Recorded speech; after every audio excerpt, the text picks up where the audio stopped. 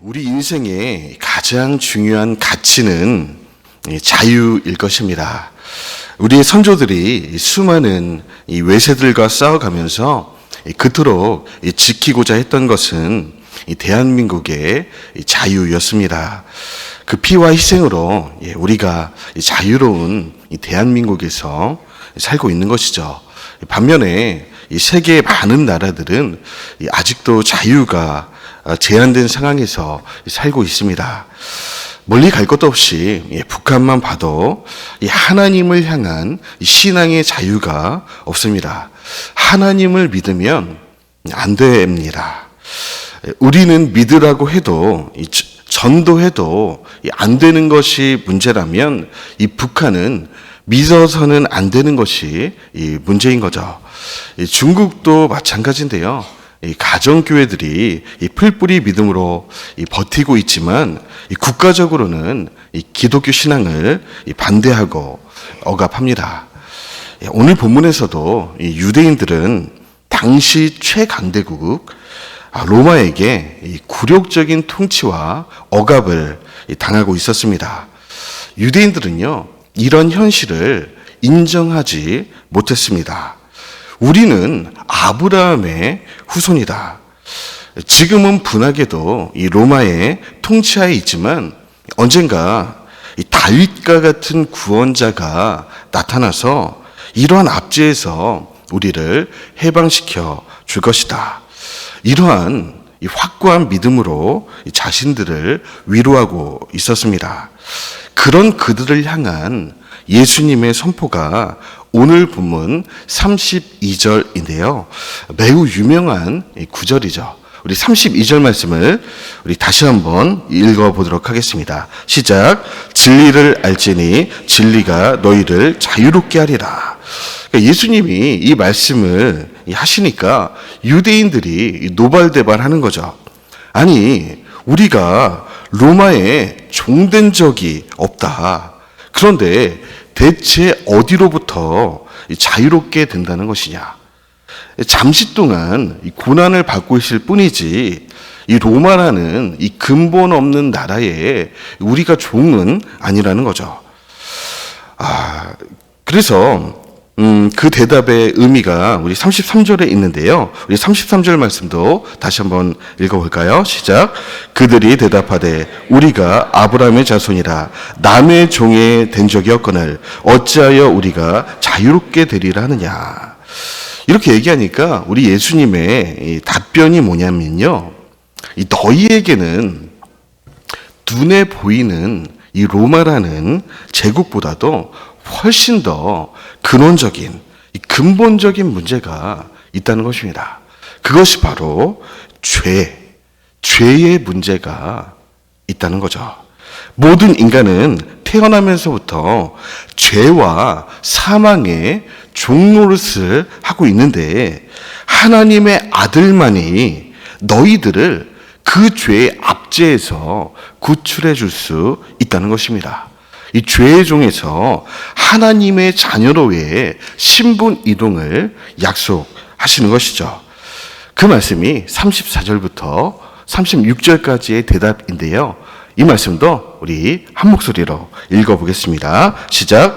예수께서 대답하시되 진실로 진실로 너희에게 이르노니 죄를 범하는 자마다 죄의 종이라. 종은 영원히 집에 거하지 못하되 아들은 영원히 거하나니 그러므로 아들이 너희를 자유롭게 하면 너희가 참으로 자유로우리라. 아멘이신가요? 사랑하는 여러분, 이 새벽 죄와 사망의 모든 권세를 깨뜨리시고 그 아들의 복음으로 자유케 하시는 하나님을 찬양합시다. 그렇습니다. 복음이 능력입니다. 복음만이 모든 인류의 유일한 소망입니다. 오늘 어린 아이로부터 노년에 이르기까지 다양한 세대가 이 자리에 앉아 있습니다. 하지만 세대에 따라서 다른 복음이 필요한 것이 아닙니다.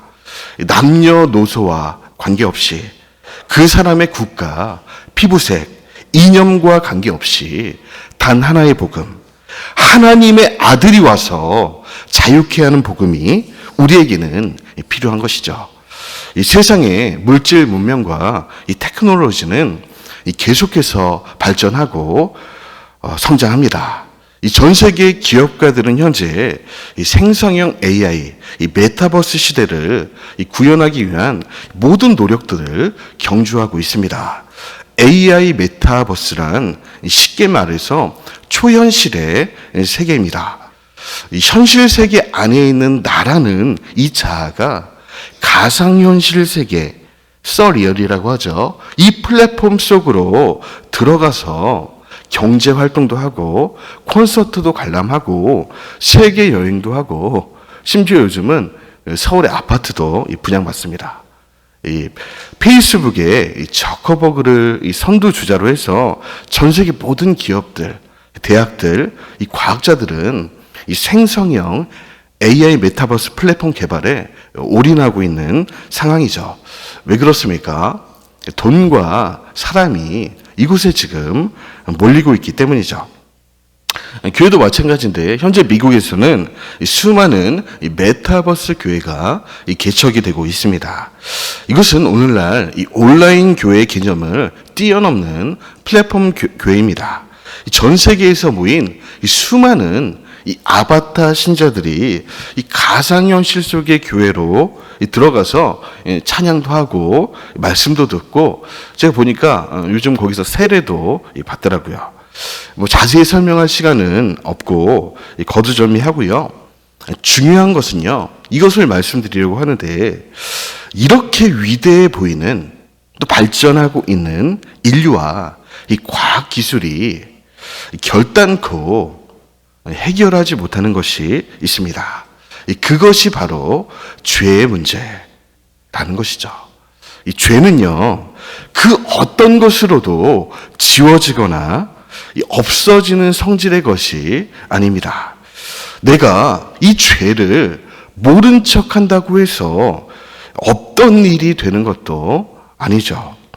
내가 지금보다 더 착하고 훌륭하고 똑똑한 사람이 된다고 해서 혹은 자연인이 되어 산속으로 들어가거나 오늘날 이 메타버스처럼 가상현실 세계 속으로 도피한다고 해서 해결되지가 않습니다. 우리의 몸과 영혼을 휘감고 있는 이 죄의 무게는요, 우리의 알량한 이 선행의 값으로 해결될 수 있는 이 가벼운 문제가 결코 아닙니다. 이 죄는요, 우리를 반드시 사망과 지옥의 형벌로 끌고 갑니다. 유일한 해결 방법은 누군가 나의 죄목을 뒤집어 쓰고 나 대신 그 형벌을 받는 것입니다. 그리고 난 다음에야 죄에서의 자유가 있는 것이죠. 그래서 이 구약에서는 내가 받아야 될 이 죄의 형벌을 염소와 양이 대신 뒤집었습니다. 그리고 피 흘려 죽음으로써 해결되었죠. 그 마침내 모든 인류의 죄를 담당할 희생 제물이 이 땅에 오셨는데 이 그분에 관해서 히브리서 9장 11절 12절은 이렇게 선포합니다. 예, 말씀 띄워주시면 다 같이 한 목소리로 읽어보겠습니다. 시작. 그리스도께서는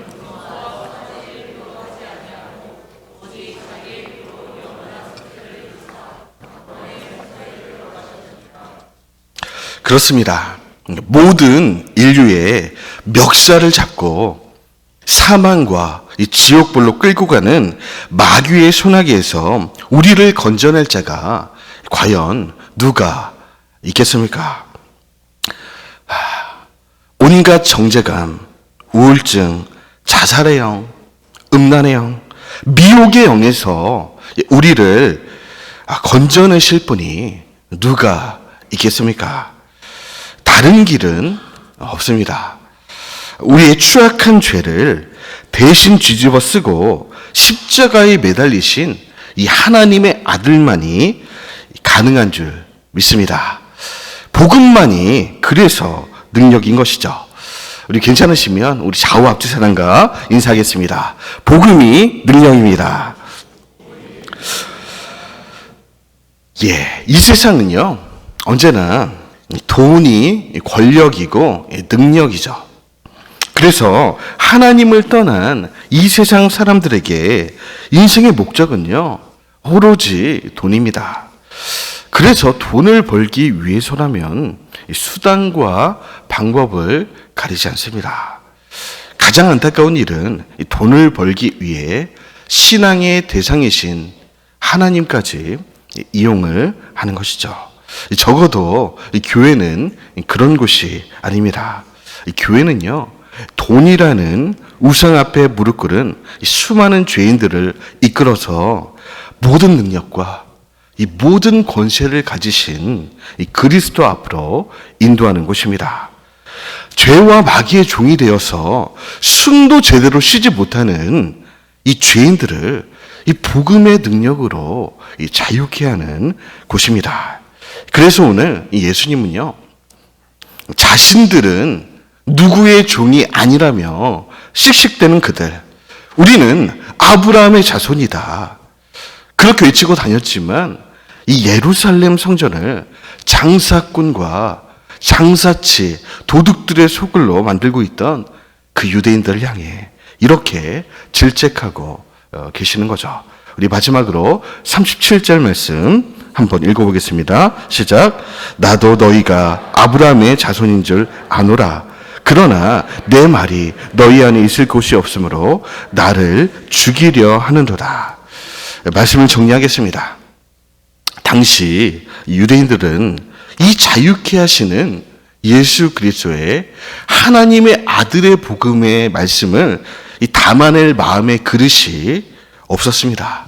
그래서요, 오늘 이 나눴던 대화 이후로 예수님을 잡아 죽이기로 공모하기 시작합니다. 여러분 꼭 기억하시기 바랍니다. 이처럼 복음이 나를 죽이지 못하면 내가 복음을 죽이는 사람이 됩니다.